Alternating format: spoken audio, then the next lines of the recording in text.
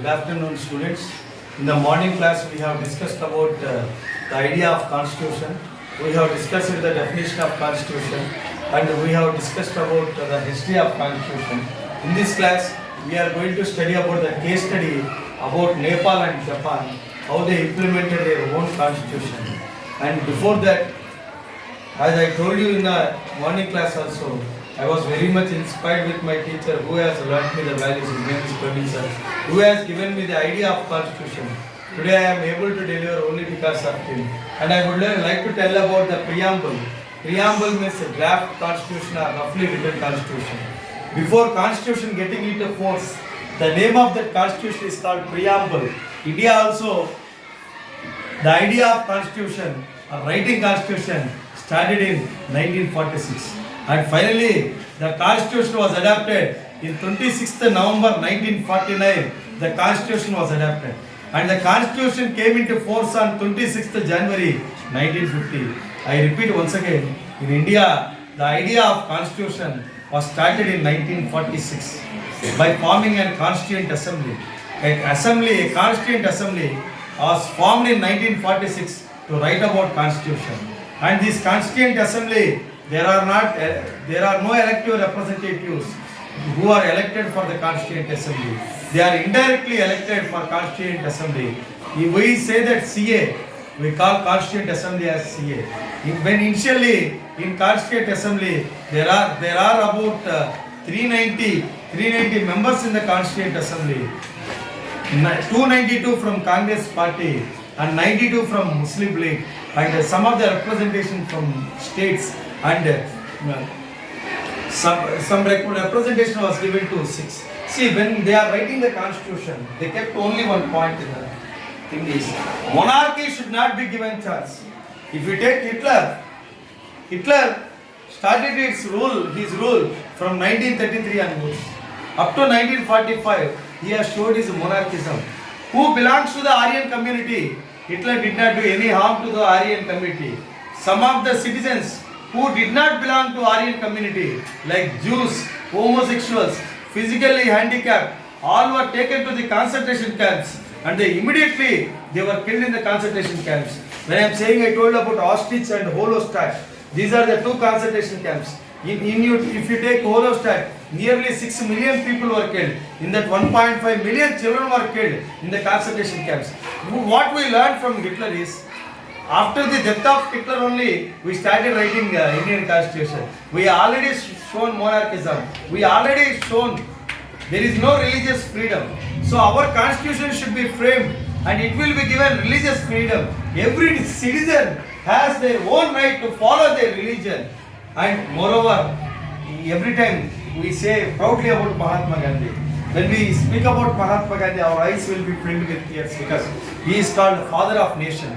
He has led a movement in a very peaceful way. Every time he used to speak about untouchability. Untouchability is a sin. Do you know what? Now, everyone are treated on equal basis only because of Constitution.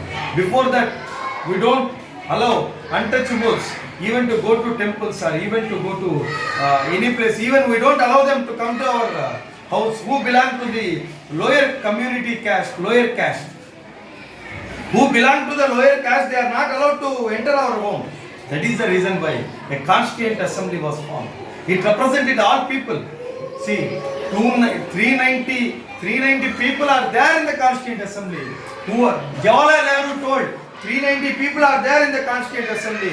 But this Constituent Assembly is representing the people who are not there also. It is representing 4 million people. At that time, the population of our country was 4 million people.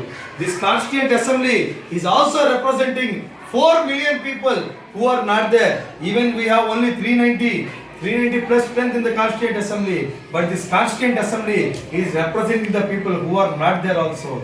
In that way, the Constituent Assembly was formed. When the Constituent Assembly was formed, it took nearly 2 years, 11 months, 18 days to frame our Constitution. It took 2 years, 11 months, 18 days to form our Constitution. I already given you very good definition regarding Constitution. A Constitution is an act that specifies how government should function and how should it implement the welfare activities. If I am right, when the Constitution was formed, there are 384 articles and 8 schedules. Now at present we have, as per my knowledge is concerned, 444 articles, 444 articles and 12 schedules. In the previous, in the further coming videos, I am going to upload all the 12 schedules and all the important articles. Everything will be uploaded in the further coming classes. But I limit my discussion in this class only regarding Nepal and Japan. Nepal in 1959, the first general elections was held in Nepal. In India, the first general elections took place in 1952. In India, the first general elections took place in 1952. In Nepal, the first general elections took place in 1959, and King Mahendra was ruling at that time. Like I told you in Britain, there will be king and there will be parliament system, and parliament has more power. We have seen about a bloodless revolution happened in England. We call it as a glorious revolution, that without spreading a piece of, single drop of blood, revolution happened in England. That is called bloodless revolution or glorious revolution, because the powers, sometimes the powers are given to the parliament, sometimes the powers are given to the king. But in England now, parliament is the supreme. Parliament is the supreme and king is just a nominal power in England. On the same lines, we have in Nepal. In the Nepal also we have king and parliament. Parliament is supreme and king is just nominal. Whatever parliament passes the rules, king has to accept. Regarding all the financial related issues, parliament, financial related bills, parliament is going to take the decision. Coming to Nepal, the first general elections held in 1959 and King Mahendra issued a new constitution, and within a year it was overturned. Initially they conducted elections in 1959. After that they conducted elections in 1991. What kind of democracy is this? And what kind of elections are those? They just formally conducted elections by Mahendra. Mahendra was a monarchy. He continued his monarchy rule from 1959. He continued his monarchy rule, but he bluffed the people that he is writing constitution.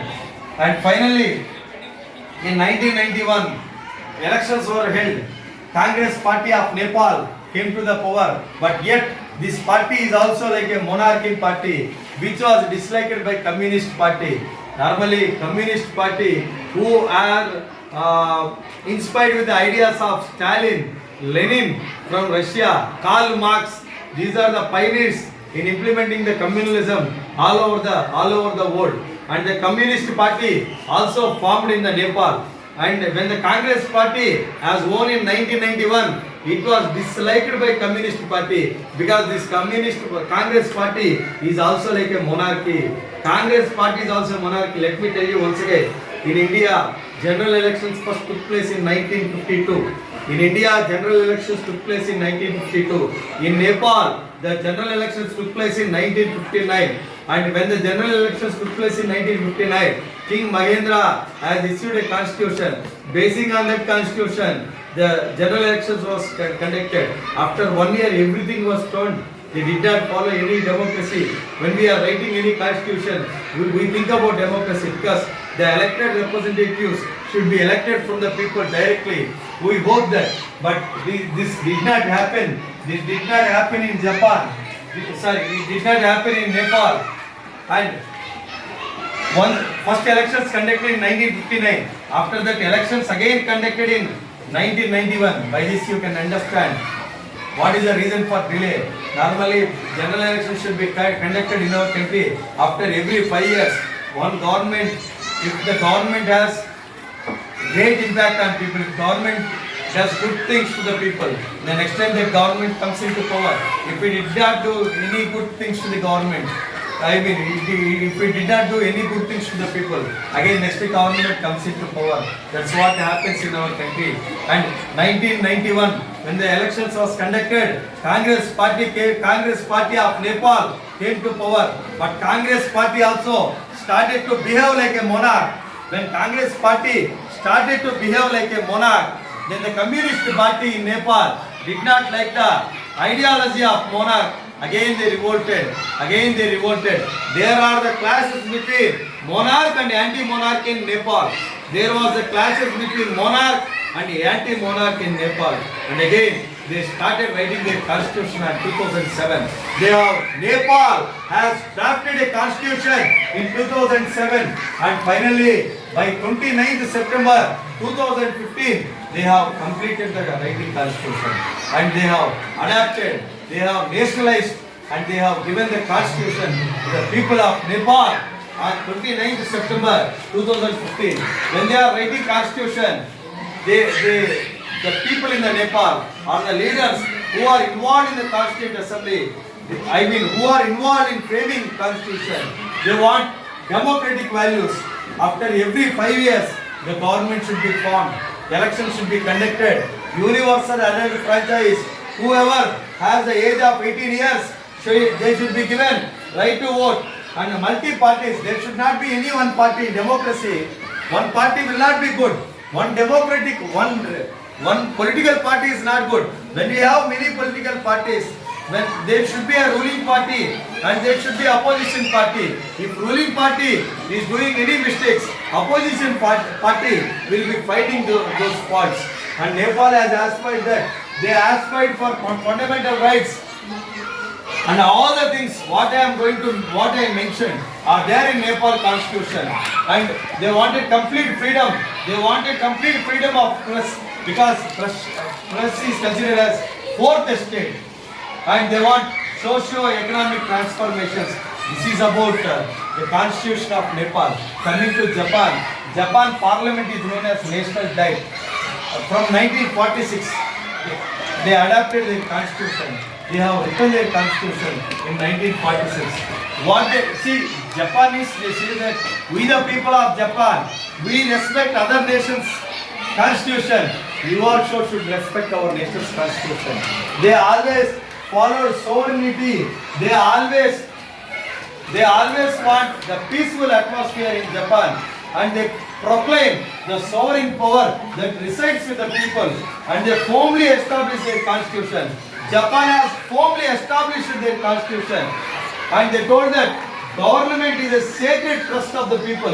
Government should have the trust from the people. Every government that established before elections, they will be giving many welfare schemes to the people. They will be giving in their manifesto that we are going to do this and we are going to do this welfare activities. After coming to power, no political parties will stand on their votes. And Japan people has strongly written in their constitution, whatever the promises the political party has given, they have to stand on the notes of their policies which are given in the election manifesto. And they have rejected and revoked all the previous constitutions, and they framed constitution in 1946. They says, we the Japanese people desire peace all time and are deeply conscious high ideology of human relationships, our security. They always bothers about security. In the World War II, they suffered a lot. In the World War II, Hiroshima and Nagasaki are completely destroyed. So they always right to live in peace and free from fear and wants. We the Japanese people pledge our national honor to accomplish high ideas with all respects. Japanese people will respect everybody. Finally, what Japanese want, we respect your constitution and you respect our constitution.